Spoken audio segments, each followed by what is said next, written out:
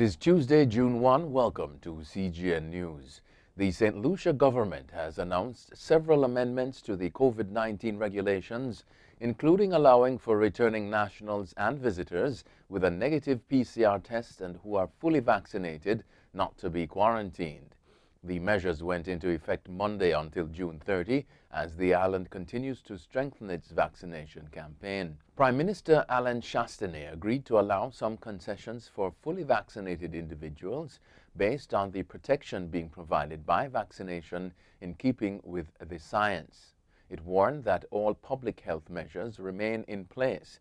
The curfew remains 9 p.m. to 4 p.m. daily, and as of Friday, some 27,709 individuals had received the first dose of the COVID-19 vaccine and 18,277 had received the second dose. Some 50 boats took part in a protest regatta in Cuba's Cienfuegos Bay Sunday, accompanied by bikers and people waving flags on the shore to demand an end to U.S. sanctions amid the coronavirus pandemic. The island claims the sanctions have prevented it from producing the vaccines it needs for its population. Under President Joe Biden, the U.S. government has kept intact ex-President Donald Trump's measures that harm the Cuban people, Foreign Minister Bruno Rodriguez tweeted. Cuba's relations with the U.S. have been at a low since Trump reinforced sanctions following a historic easing of tensions under Barack Obama between 2014 and 2016. Washington accuses Cuba of human rights violations and is angered by its support for leftist Venezuela. The former senior manager at the National Commercial Bank NCB, who admitted to swindling $34 million from the Jamaican institution, has been sentenced to 7 years and 6 months in prison.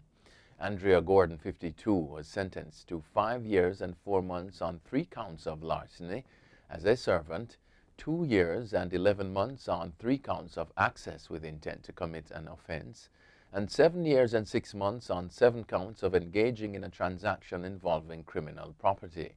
In the Home Circuit Court on Monday, the mother of 2 had previously pleaded guilty in April and was remanded.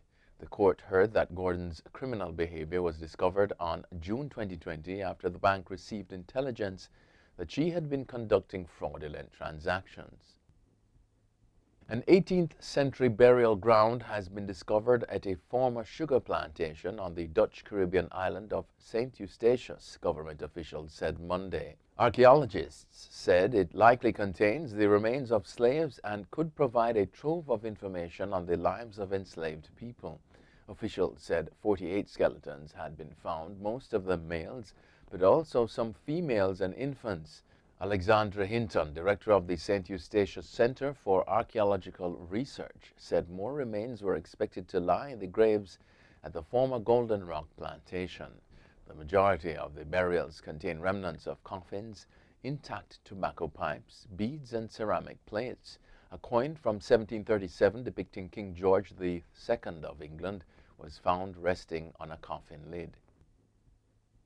Senior strategist in Jamaica's tourism ministry, Delano Seavright, says would-be patrons of Moodfest 2021 are certain to be scammed. Moodfest is being advertised as a 4-night, 5-day international music festival from September 16 to 20, 2021 at the Grand Palladium Resort at Point Hanover, with some 30-plus acts billed to perform. However, a statement by the hotel has refuted any agreement with the event organizers for the hosting of any such parties. Over the weekend, Seavright, speaking on Sound Chat Radio, accused promoters of using social media to advertise and collect money for all-inclusive parties on the island.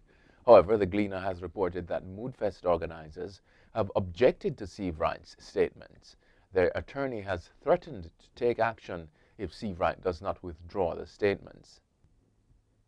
Overseas now, the World Health Organization, the WHO, has announced a new naming system for variants of COVID-19. From now on, the WHO will use Greek letters to refer to variants first detected in countries like the UK, South Africa, and India. The UK variant, for instance, is labeled as Alpha, the South African Beta, and the Indian as Delta. The WHO said this was to simplify discussions, but also to help remove some stigma from the names. Earlier this month, the Indian government criticized the naming of variant B.1.6172, first detected in the country last October, as the Indian variant, though the WHO had never officially labeled it as such. Letters will refer to both variants of concern and variants of interest. A full list of names have been published on the WHO website. Japan's tennis player Naomi Osaka has withdrawn from the French Open following the fallout from her decision to boycott all media activity. On Sunday, the world number 2 was warned she could be thrown out of the French Open if she continues to boycott post-match news conferences at the tournament. Earlier this week, the four-time Grand Slam champion said she would not face the press during the French Open, citing mental health reasons. Osaka wrote on Twitter on Monday that she suffered long bouts of depression since the 2018 US Open and has had a hard time coping with that. She apologized to organizers over the affair, which has dominated the early stages of the French Open ever since she was warned last week. Gunmen have attacked and wounded Uganda's transport minister and former army commander, General Katumba Wamala, killing his daughter and driver. Witnesses say men on bikes fired several shots at their vehicle near their home in the capital, Kampala. The army says phone calls potentially linked to planning the assassination attempt are being investigated.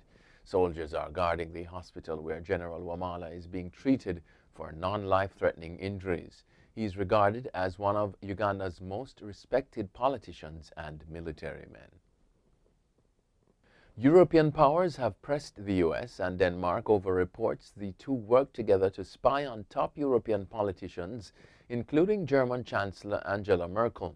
Danish broadcaster DR said Denmark's Defense Intelligence Service, FE, collaborated with the US National Security Agency, NSA, to gather information from 2012 to 2014.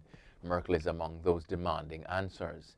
Both FE and the NSA are yet to comment. Denmark's Defense Minister Trine Bramsen did not confirm or deny the report, but told AFP news agency that systematic eavesdropping of close allies is unacceptable.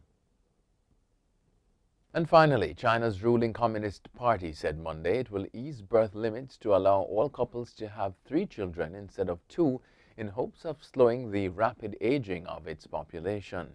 The party has enforced birth limits since 1980 to restrain population growth, but the number of working-age people is falling fast while the over 65 is rising.